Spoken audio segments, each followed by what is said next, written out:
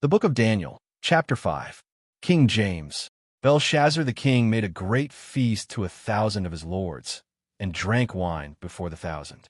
Belshazzar, whilst he tasted the wine, commanded to bring the golden and silver vessels which his father Nebuchadnezzar had taken out of the temple which was in Jerusalem, that the king and his princes, his wives, and his concubines might drink therein. Then they brought the golden vessels that were taken out of the temple of the house of God, which was at Jerusalem. And the king and his princes, his wives, and his concubines drank in them. They drank wine and praised the gods of gold, and of silver, of brass, of iron, of wood, and of stone. In the same hour came forth fingers of a man's hand, and wrote over against the candlestick upon the plaister of the wall of the king's palace. And the king saw the part of the hand that wrote. Then the king's countenance was changed, and his thoughts troubled him, so that the joints of his loins were loosed, and his knees smote one against another. The king cried aloud to bring in the astrologers, the Chaldeans, and the soothsayers. And the king spake, and said to the wise men of Babylon, Whosoever shall read this writing, and shew me the interpretation thereof, shall be clothed with scarlet, and have a chain of gold about his neck, and shall be the third ruler in the kingdom. Then came in all the king's wise men, but they could not read the writing, nor make known to the king the interpretation thereof. Then was King Belshazzar greatly troubled, and his countenance was changed in him, and his lords were astonished. Now the queen, by reason of the words of the king and his lords, came into the banquet house. And the queen spake and said, O king, live forever. Let not thy thoughts trouble thee, nor let thy countenance be changed. There is a man in thy kingdom, in whom is the spirit of the holy gods.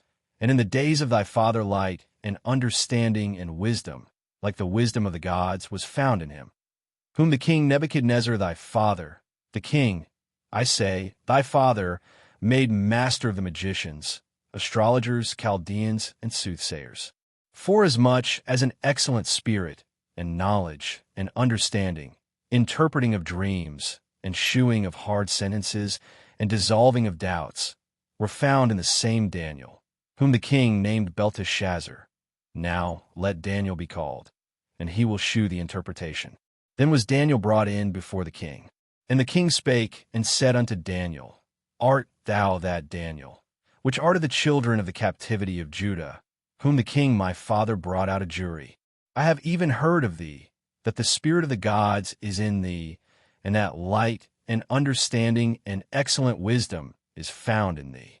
And now the wise men, the astrologers, have been brought in before me, that they should read this writing, and make known unto me the interpretation thereof. But they could not shew the interpretation of the thing. And I have heard of thee, that thou canst make interpretations and dissolve doubts. Now if thou canst read the writing, and make known to me the interpretation thereof, thou shalt be clothed with scarlet, and have a chain of gold about thy neck, and shalt be the third ruler in the kingdom. Then Daniel answered and said before the king, Let thy gifts be to thyself, and give thy rewards to another. Yet I will read the writing unto the king, and make known to him the interpretation. O thou king, the Most High God gave Nebuchadnezzar thy father a kingdom, and majesty, and glory, and honor. And for the majesty that he gave him, all people, nations, and languages trembled and feared before him. But when his heart was lifted up, and his mind hardened in pride, he was deposed from his kingly throne, and they took his glory from him. And he was driven from the sons of men. And his heart was made like the beasts, till he knew that the Most High God ruled in the kingdom of men, and that he appointeth over it whomsoever he will. And thou his son, O Belshazzar, hast not humbled thine heart, though thou knewest all this, but hast lifted up thyself against the Lord of heaven. And they have brought the vessels of his house before thee, and thou, and thy lords, thy wives, and thy concubines have drunk wine in them. And thou hast praised the gods of silver and gold, of brass, iron, wood, and stone, which see not, nor hear, nor know, and the God in whose hand thy breath is, and whose are all thy ways, hast thou not glorified. Then was the part of the hand sent from him, and this writing was written. And this is the writing that was written, mean, tekel, upharsin. This is the interpretation of the thing. Mean, God hath numbered thy kingdom, and finished it. Tekel, thou art weighed in the balances, and art found wanting. Perez, thy kingdom is divided, and given to the Medes and Persians.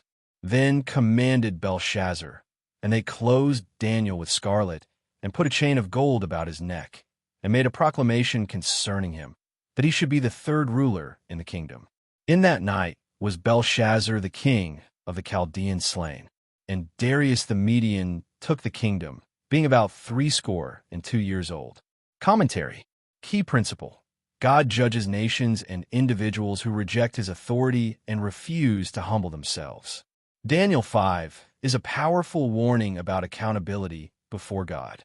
King Belshazzar knowingly dishonored God by using the sacred vessels from the temple and praising false gods.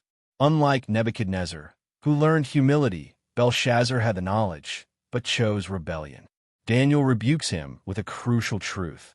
The God in whose hand thy breath is hast thou not glorified. This shows that every person and ruler is accountable to God for how they use their authority in life.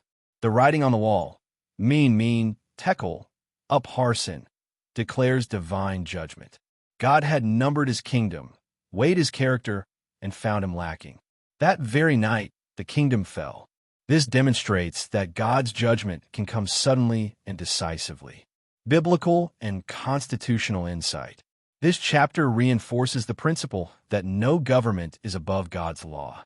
The founders understood that liberty depends on moral accountability. When leaders reject God and moral truth, decline and judgment follow. A nation that abandons righteousness risks the same fate described in Proverbs 14 verse 34. Righteousness exalteth a nation, but sin is a reproach to any people. Practical application. This chapter calls individuals and nations alike to humility, reverence, and repentance. We must not take God's patience for granted. Instead, we should honor him in our lives, recognizing that our time, authority, and breath all come from him.